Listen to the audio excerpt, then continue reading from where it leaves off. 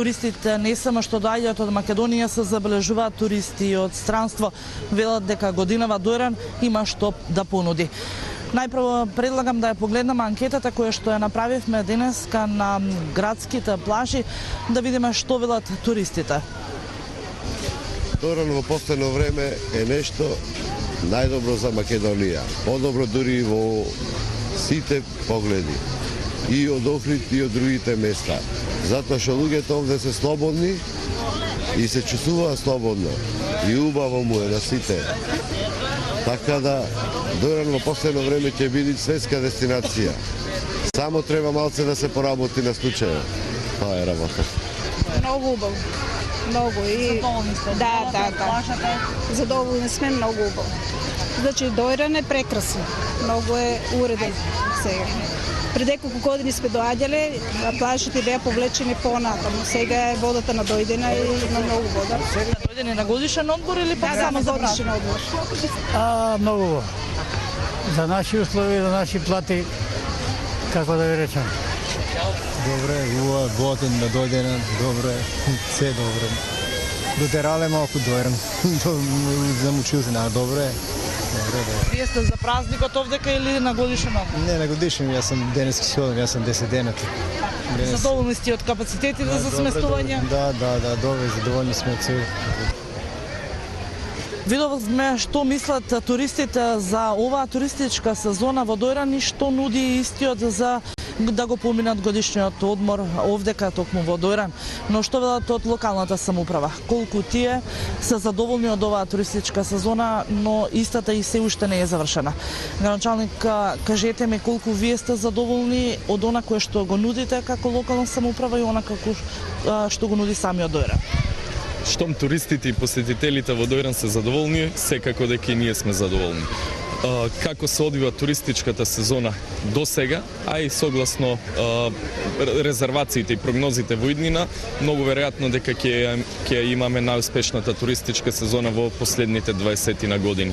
Сосема сме задоволни од посетеноста на Дојран, од проширувањето на сместувачки капацитети, од туристичките содржини кои ги нуди Дојран, меѓутоа има и уште многу работи кои и ни се во план, меѓутоа и остануваат да се довршат согласно нашите планови и цели Дојран да стане една позната туристичка дестинација не само во овој дел од Македонија, туку и пошироко во регионот.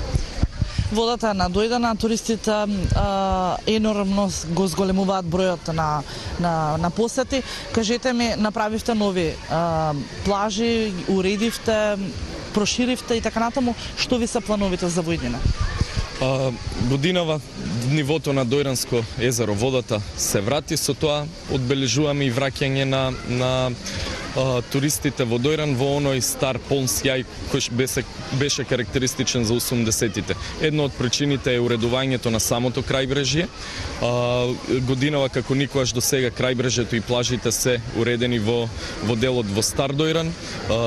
Меѓутоа, согласно прогнозите кои ги имаме добиено, нивото на Дојранското езеро и во иднина ќе остане на ова ниво и тоа ни дава еден вид на сигурност да продолжиме и охрабрување да продолжиме да ги уредуваме самите плажи, меѓутоа со ова ниво и со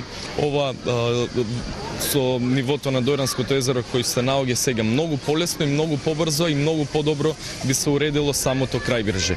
Тоа е еден дел во проширување на туристичките содржини, меѓутоа бројката на туристи во Дојран и интересот на туристите за Дојран веруваме дека во наредниот период ќе биде следен и од интересот на приватните инвеститори и многу веројатно дека од наесен ќе следи една градежна офанзива во која приватни инвеститори ќе градат сместувачки капацитети, угостителски објекти во Дојран, кампови и така натаму, односно ќе се проширува сместувачкиот капацитет на Дојран, она што можеме слободно да кажеме дека во моментот му недостасува.